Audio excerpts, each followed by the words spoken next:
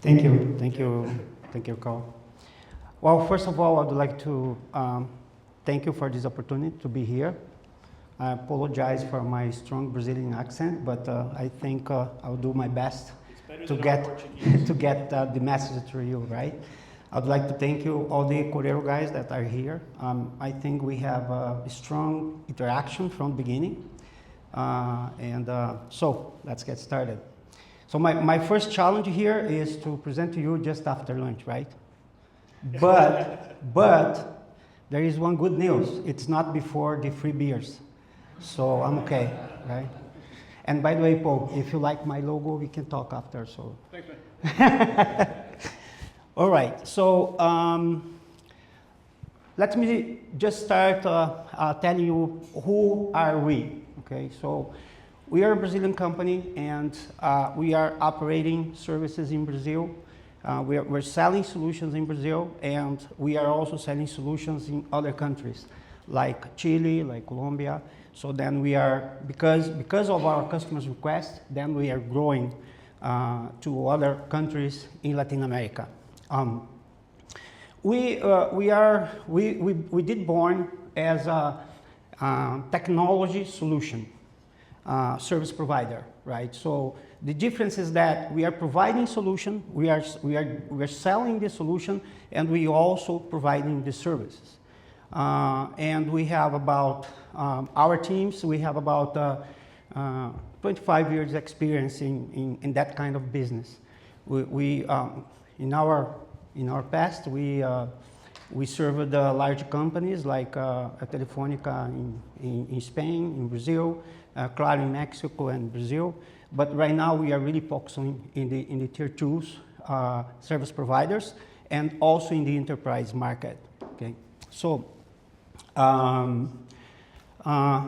basically what we do is we are end-to-end complex sales company, right? So our objective is to try to have our customers to have as much visibility as they can from their network, okay?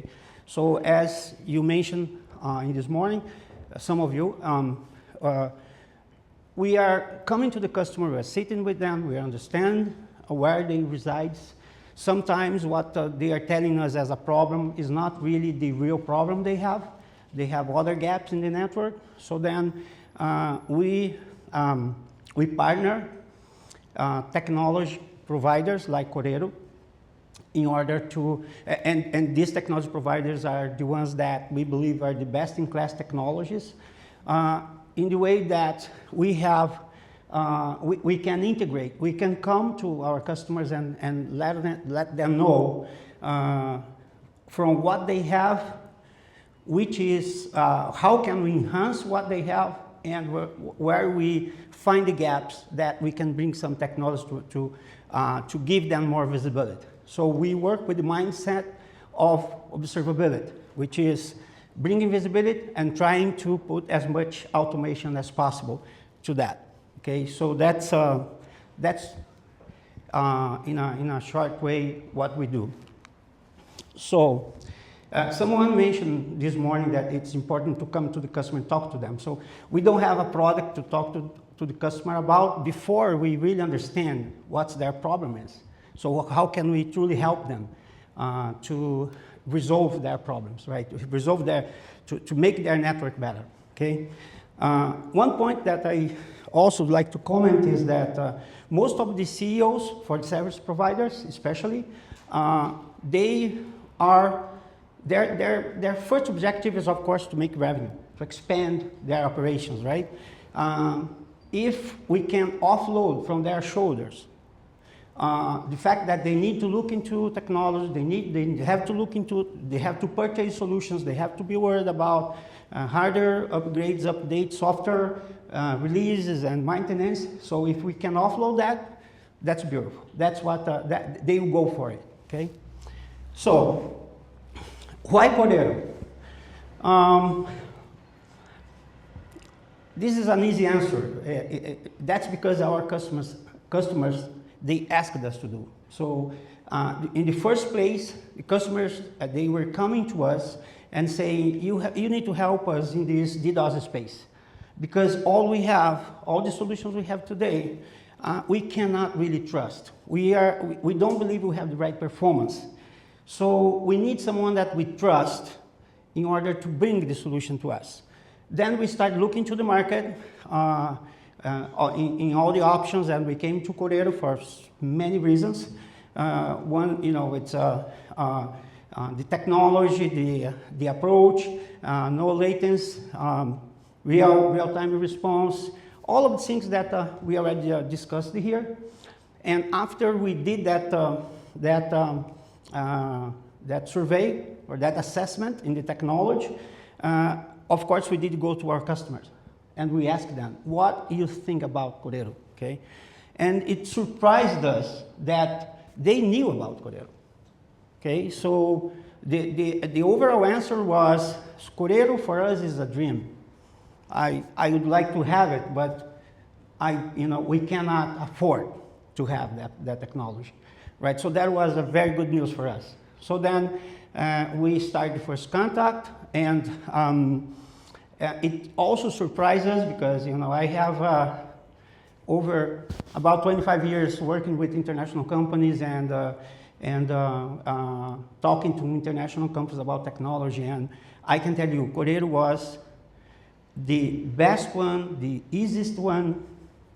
Corero was a company that really understands the business, really understands customer pains, and so we rapidly developed. We were able to create a business plan, present to Corero, and then everything was like a door opens for us. Of course, it has to make sense, of course, but there was an opportunity that it was much easier for us than working with other companies. And here I need to give the credit to Eric and Jason. Those were super guys. I think that if we're here and we have done what we did, it was because of them, was because of their vision, because of their determination of helping us. Okay, so what we're doing today. So before that, let me just give you one more piece of information. That discussions happened on January, February last year. On May, we got the first box in country. And then with that box, we developed the product, our product. How to deliver the services, what is the processes. So we test in our environment, of course, because we'd like to be in front of the customer and say, we tested, it works, right? And also would like to have all the process done, all the things prepared. And the product was general availability around October, where we started launching to our customers. And the contract with Corero was signed in December. And from December to February, we got like 4 large customers. So it was thing is moving quick, okay? So then we move our business model from technology solution provider to a MSSP model, okay? And in order to do that, we invested money, of course. We hire people, we hire specialists, we prepare ourselves. Corero helped us a lot. And there are some really key points here, like the 24/7, the strategy and consulting with our customers, understanding what they would like to do and how we could help them, and this curbing center infrastructure. So then we don't only do managed services, but we also have the infrastructure to serve our customers in a concept of local scrubbing as a service. Okay, so that was what we envisioned to help the customers, and this has come to address the fact that they were telling us, Corero is a dream. I can't afford it, right? So then we make this affordable to them, right? So then today they can't, they are buying it, they are using it, and they're really enjoying it. And one of our customer testimony, the one that Jason showed you in the morning, He met Tanya, right?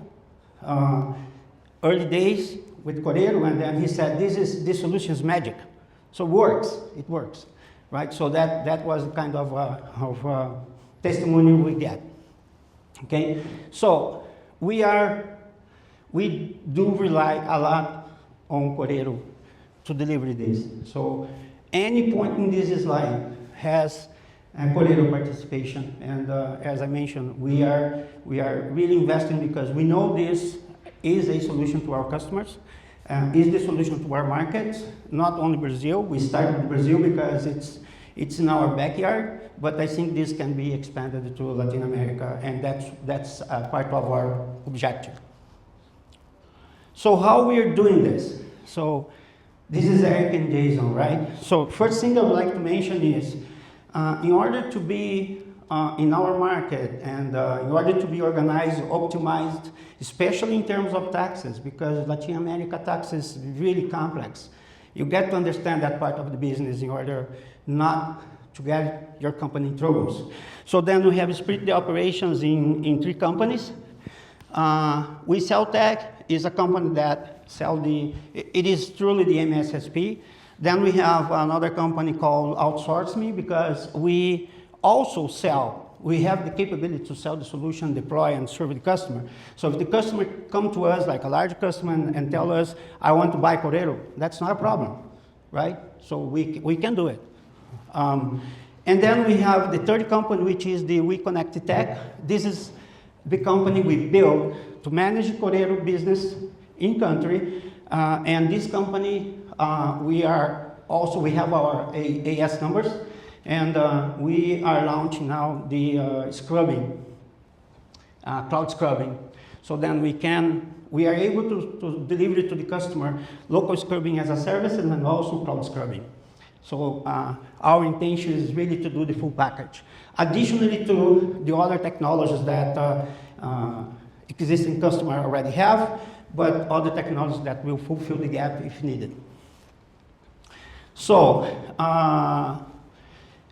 what you see here in this slide is the NTDs, and that's the topology which we have in our scrubbing centers. And also we are prepared to work with the edge because in Brazil, Juniper was a really strong company. So there are a lot of, not only Brazil, but in Latin America, there are a lot of Juniper's infrastructure there. And so we would like to take advantage of this. And the one which is not here is the virtual NTD, which we are also planning, or we don't have a customer for the virtual NTD yet, but it's coming. It's coming like this month. Okay, so we have the full range of solutions from Corero, and we apply them all. We started in Brazil, right? So then we have 2 scrubbing centers from where we can provide these technologies. All the software are in our cloud. So the CMS and the portal, those are installed in our cloud. And the hardware we have in São Paulo and Rio, okay? And I hope by the end of May, begin June, we'll be able to extend 3 other scrubbing centers to cover the north, center of Brazil, and the south of Brazil. Okay, and also we have plans for scrubbing in Chile and in Mexico very soon. Okay. Additional to this, as I mentioned, we come to our customers and would like to bring them as much visibility as they can. One of the reasons why we choose Corero was really, one of them, right, was because of the strong APIs and the flexibility of the APIs, because that is really what we as MSSP need to integrate other solutions. It could be solutions that we deliver, or it can be solutions that the customer already have, right? So we are not at the customer to say, throw away what you have. No, we're there to say, okay, we are empower Zabbix, we are empower some other tools that you have, and then we're going to include something which will make you have more visibility, okay? So just to give an example, this is the type of TechEnabler, that's ours, TechEnabler dashboards that we develop per customer. So each customer is a case. So there's no one solution that we can come and apply exact as it is. So everyone is a different, every customer is different than others, and they love to be treated like that. They don't want to be like someone else, right? So here, this one is really focused in Corero, so they have the volume attacks. You know, I'm not going to spend time here, but this is just to show you the type of dashboard that we can develop. This is for CEOs, CTOs. They have all the information together from all the different systems. So if you click here in their customers, so then the system can pull up a graph with all that customer information. And if you click here, then you can dive deep and see all the information and so on. I like this one, and customers like this one. This is a report where you have all the attacks details. So we have everything here in one dashboard where you can see everything. So this is the type of information that helps the customer to get visibility and be like really reduce time to market, reduce time to problem resolution. All right, so just a little bit of landscape. We try to follow many publications in the market related to what's going on with DDoS. And I thank you guys because I did learn a lot here with all of you. This was really fantastic meeting for me, because we try to discover this type of information, right? And for this meeting, I'm using the CyberNet Threat Defense Report. I found it to be very complete. I don't know if you guys know this, but it's a consortium of companies that they pay for to get this report and to get information. So the point here is, if you look at the companies that already suffered at least one attack globally, you see that Latin America comes on the top. So you see Mexico first, Colombia, Brazil in the 5th place, right? So then we need to help these guys. The other point is, what are the industry more affected? It's finance and telecom. So we are right on target there. We don't want to stay here, but these are the companies that are suffering. So we are now working with large banks, additionally to service providers, to help them. And the other thing that I was trying to find myself was, are our customers willing to invest?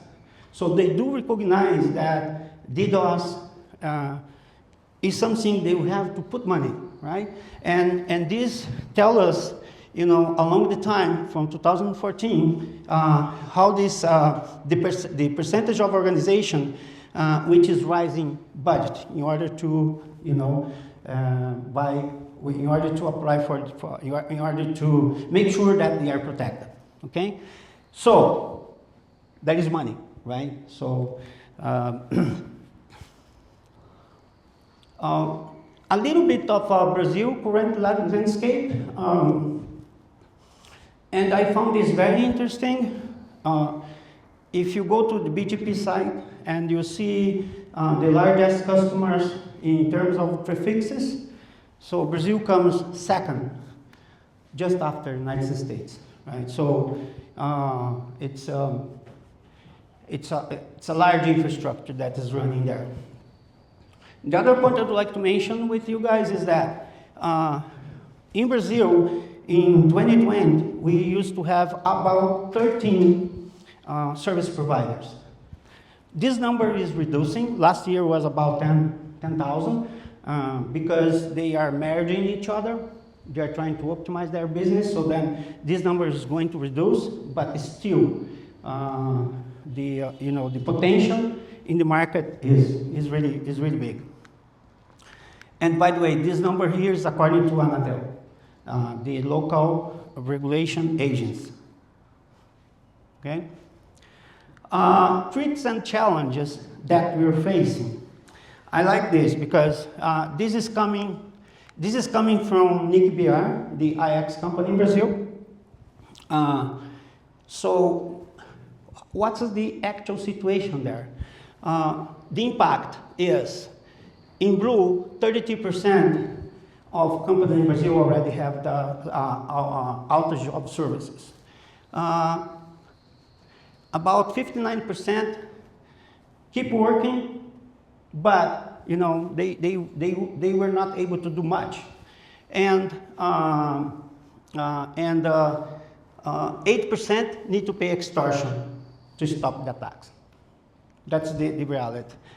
And what were the actions? The actions were like hire external consultant, try to use the best way their NOC or SOC, and 12% is keeping a dedicated specialist to build a SOC. So you guys can see that this will not resolve the issue. This is not going to resolve the problem. It's going to be a palliative, right? It's going to be for that moment. But as far as the DDoS is increasing, as far as there are a lot of emerging technologies like 5G, artificial intelligence, so the data is going to grow. So then these guys are going to have much more challenge to resolve their issues, okay? So some additional challenges that concerns everyone, include ourselves, is that the cyber attacks are increasing sophistication. So the hackers are every time more sophisticated. So they are using artificial intelligence, they are changing the vectors, they are, it appears that they know exactly what they have to do to stop servers somewhere. And that's a challenge. And Brazil is being pointed as the most difficult, most challenging country in order to provide DDoS solution with this environment.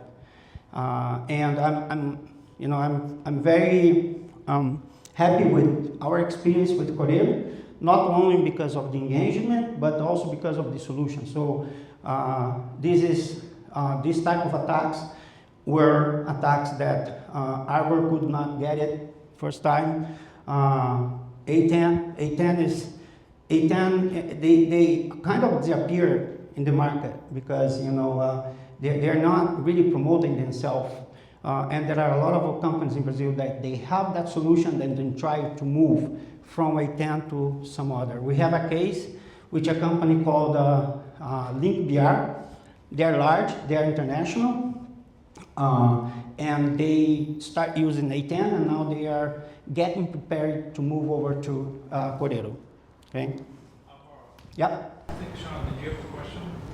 Yeah, the question I was going to say goes back to a couple of things that we had talked about earlier, which is understanding customers' environments, and specifically when we look at resiliency and availability, which you talked about. I think there's a story here specific to your unique geography. One of the things that, from a cloud-based solution, that we struggled with in L10, and specifically in those regions, was the fragility of the carrier backbone and networks. And right. Typically customers had 3 or 4 different carriers because they would typically go down at least 1 or 2 of those during a period of time.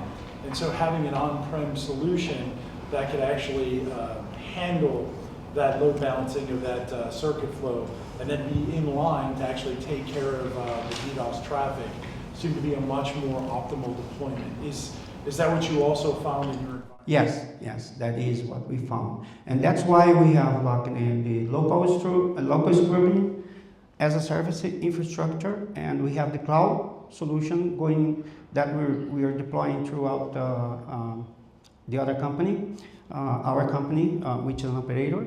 And we have an example here where we are using the edge the edge as a solution for customers that are far away, like in the Northeast, where they don't have much infrastructure, and where those regions, they are like, they have the lowest ARPU in the entire region, right? So then they can't afford, they need to get that problem solved, but they are in the worst situation of budget for investment, and that is where the edge fits beautifully, because we don't need to have any hardware deployed. Okay, well, I'm going to show that example here. Okay, so success case. This is Forte Telecom, and this is the customer that Jason, and thank you very much, Jason. So then you already explained the solution here, so I can talk about business, right? But Forte Telecom, they are the fastest growing transport IP company in country. They are growing a lot. They are they cover 6 states and 2 major states, São Paulo and Rio. Okay, and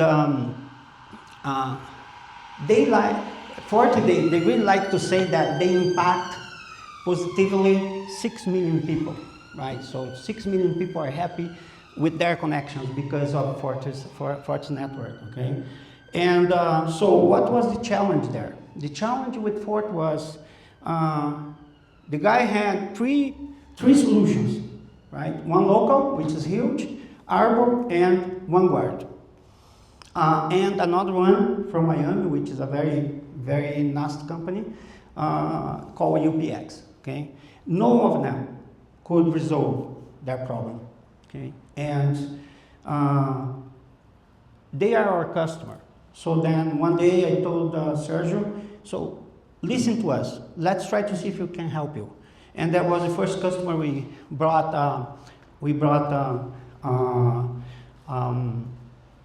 Corero in there. So it's a local scrubbing as a services. That's what they're using. They started with 100 gig capacity. That's what they were paying us. Now they have they are about to have 400 gig capacity to serve their customers. Okay. So in the beginning, they choose the database as the way to the architecture that they would like to use. But nowadays what they're doing is, if the customer wants to pay for premium services, then they will route it in line with the Corero box, and then that customer will be monitored all times. Okay. They call these services Forte Safe Transit IP. So they created a new product on top of our solution. This is what we want. This is our goal. Our goal is, our objective as a company, as TechEnabler, is to focus in 2 areas. One is helping the customer to optimize their infrastructure. Okay, so helping them to have better visibility, to have a better infrastructure where they can have better customer experience, their customer experience, right? This is one objective. The second objective is, if we are providing to them a visibility which helps them, so why not taking the same approach to their partners, to their customers, right? So then this is value-added service. So they can build more services on top of their network without investing in additional infrastructure, using the infrastructure they have.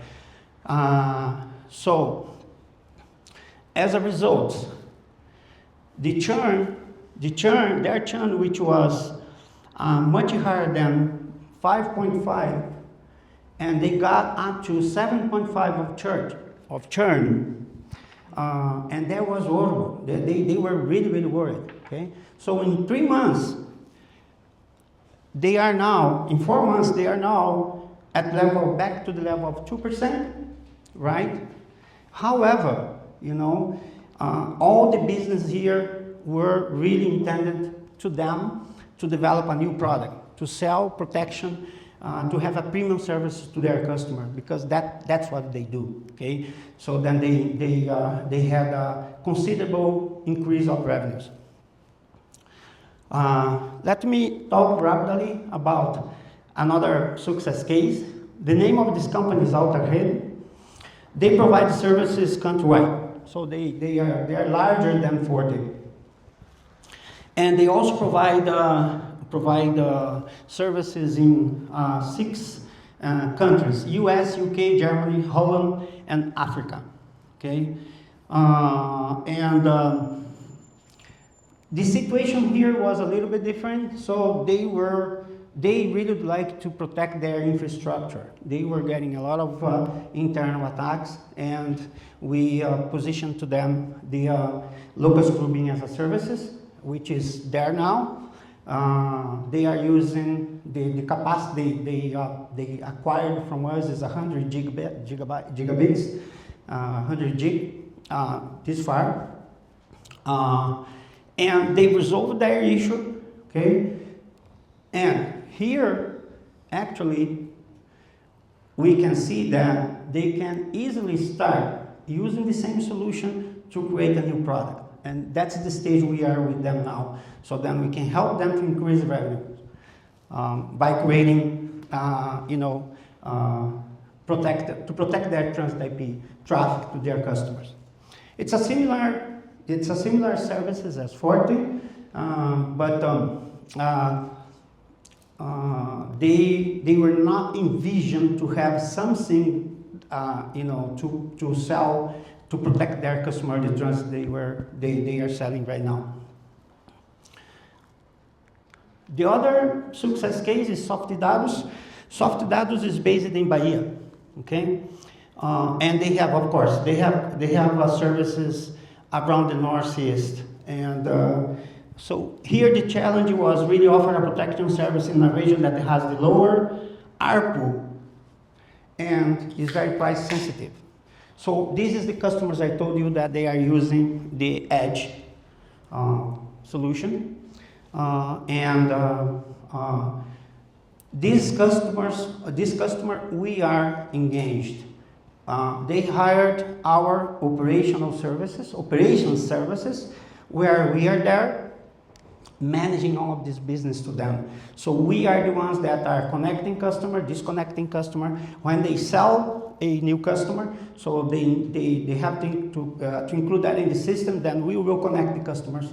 And this is also special for us because we entered an agreement with them to provide these services where they have a baseline fee, and we get also, we have part also of their revenues. So it's a revenue sharing type of module that we're doing with them because we trust that business model. We test that business model, and we did it, okay? And just for you guys to have an idea, this is 2 months customers, and the bidding went 6 times more in the next months due to the number of customers that they start connecting, starting providing service. So here, it's I would like to talk a little bit about the challenges ahead. That from our perspective, from the MSSP perspective, and I try to put this in two areas. The first one is the barriers to establish effective defense, right? This list here, I think that TechEnabler as a company, we can address most of this. So here you see low security awareness that we discussed in the morning. We can address that. Lack of skilled personnel, we can address that. So then there are many of these areas here we can help our customers. And you see that these two appears in the top, okay? The areas that we need help with is for the concern for cyber threats. right? Because today, we are helping them with the DDoS attacks. DDoS is not the only attacks, as we discussed yesterday. If you look at this graph here, so you see that ransomware, phishing, malware, virus, worldwide, globally, not different in Latin America. The customers are worried in how to resolve those problems, and they will come to us to help them to resolve. And so this is what we need to address with technology. So I put here some conclusions for this presentation from the MSSP perspective, which most of this is what we're getting here, like collaboration, how can we tailor solution that Julian presented to us this morning, proactive approach.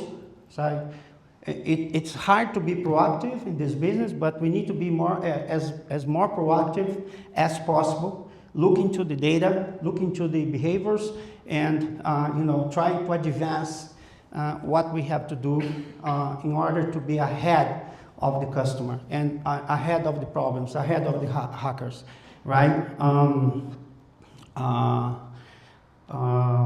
And one thing that we are prepared for is to invest in technology and expertise.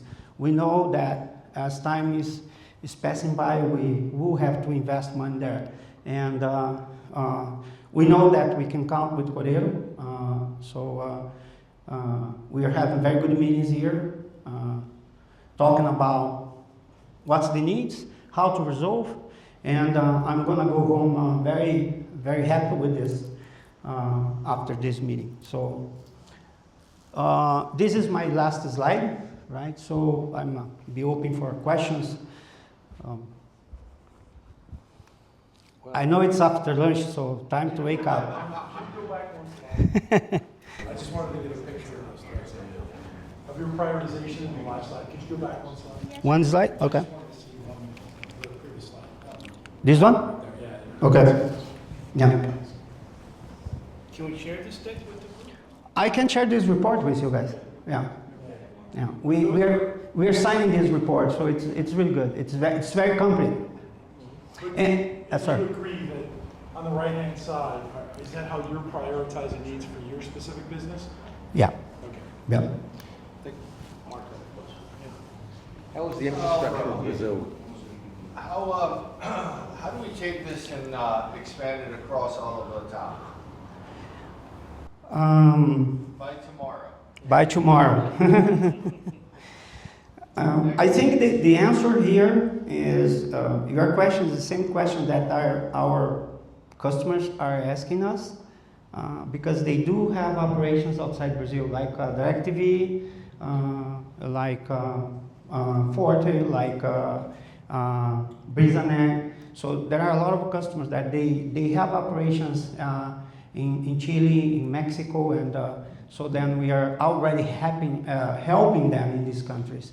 And we have also a subsidiary in US based in California, where with that structure, we are helping our customers that have also operations in US. Customers like Latitude, like several others, like Ascenti as well. Okay, I'm sorry, you have a Not at all, question. thank you. How's the infrastructure? How is the fibre access infrastructure managed? Is it open access? Is it privately owned? Mm-hmm. Yeah, we have an agreement with Equinix for Latam and also for US, where we can come with equipment anytime, and it's a special agreement where we got very good prices from them. And then we have our cloud based on a company called Latitude. They have a presence in Brazil and in US. They are our customer, so then it was easy to have an agreement with them. So then we have all the software, CMS, the SSP, the portal in that place, and then the hardware, it's Equinix. We have closed with Equinix in Chile, and we're about to close with them in in Mexico. And we have Ascenti as a customer as well. Not Corero yet, but they are our customer. And Ascenti is your customer, data center provider for South America. yeah, yeah. And they are jealous because they would like us to move all we have from Equinix to their premises. So it's a nice problem to have. Mark, you had a question, right? I did, but Oh, Go ahead. sorry.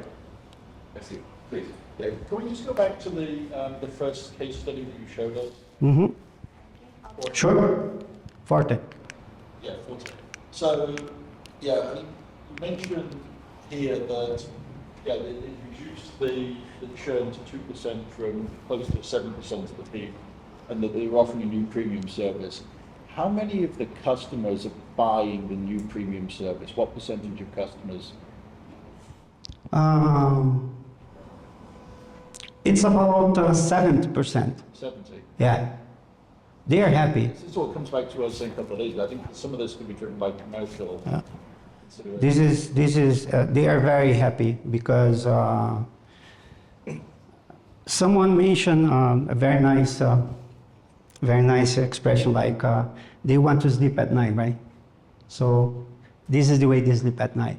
Otherwise, they will keep calling. They will keep getting calling from their NOC saying, "Boss, we are under attack, and we may resolve by tomorrow morning."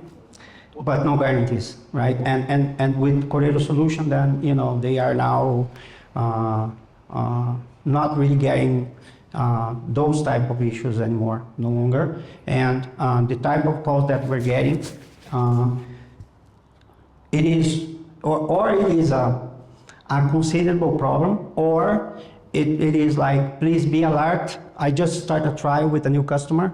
Our new customer dashboard needs to be customized. So those kind of support that we're getting, and sometimes we still getting the help from João, from Corero support, in order to solve some of those problems, some of those customizations, but that's what we have to do, right? So. Just go back to this again, sorry. What's the typical price point for a standard customer versus a premium customer for the carrier? Standard price for the services? Yes. For their services? Their services, yeah. It varies. It varies because the product is built, is sold to attend a certain amount of bandwidth that goes through the systems, right? And they have a fixed amount and they have a variable amount, which is like the burst. So because if the customer will go over speed, then they will pay a lot more, right? So, but it's the average here, I would say it varies from $5,000 all the way up to $30,000, $35,000. And then how much is the uplift for the premium service? No, that's the premium. Okay, so how much is the discount for the non-premium service? It's much less. It's about 30%. It's about 30%. It really, the non-premium services, it's for those customers that they believe they're gonna have 1 or 2 attacks for a year, and so they can handle that, right? But the situations that nobody can tell precisely how many attacks they're gonna get. So once they start getting a lot of attacks in a continuous manner, then they will sign up for the premium service, right? Are you providing some value confirmation notes to customers so they can see how many attacks are getting mitigated? Oh yeah, throughout the graphics. Yeah. You see the dashboards here? Yeah. So those dashboards are actually not for 40. That's for 40 customers. So their end customers, they are getting dashboards to see how their service is running. So they have full visibility. Do the basic customers get that as well, or just the premium customers? No, just premium customers. Yeah, just premium customers. Thank you. No problem. So guys, thank you very much. I'm sorry. Hey, hey Mark. Sorry. You said something that was very telling to me in the beginning. Your customers came to you about us and you've never heard of us before, correct? Your customers came. Customers. Yeah, the customer, they came to us because they were suffering with the DOS. Then we did our assessment, and from that assessment, considering technology that we could have the portal to the end users, no latencies, very quick response time. So then we got into Corero. And then the next step was, we did go back to the customer and say, have you heard about Corero? How do you think? Is this something that would you accept, or would you approve, or would you would like to listen about? And the answer were I know Corero, but but I can't afford. Corero is my dream, but I cannot afford. Because they were thinking with the mind of having to buy CapEx, the solution, right? Buying the box, buying the software, then you have a considerable amount of money. And it's very hard in our region to explain to any CEO that he has to invest this kind of money for something that they don't see, they don't know if it's going to happen, and if it happens, right, what is going to be the cost? Paying for the attack or paying for the solution? And that equation is very hard to address. We cannot address that. You won't be able to say anything if that's the environment. However, when you have the local scoping as a center, as a services, then that equation is all addressable. You're going to pay this much, you can expect all of this scope of work. So, and as a service then, it's much easier to have the CEOs and CFOs to agree on having certain amount of budget in order to have them protected, right? So it's looks like regular insurance, right? You pay the insurance and you hope you don't have to use, but if you have to, then it's there, it's available. Thank you. Right. Just one more. So, have you done any analysis on the number of customer service tickets and the number of customer service calls that have been reduced by the carrier in terms of their customers calling them as a result of having these services? Yes, we did. We did it for Forte and we did it for Salticom, both of them. They demanded us to look into that. We got those information, we did analysis, and we sent back to them as a business case. I can share with you. I'm not sure if I have here in my computer, but having your email or WhatsApp or whatever, then we can exchange information. It will be a pleasure to share. Thanks, Alvaro. Thank you, Alvaro. Thank you, guys.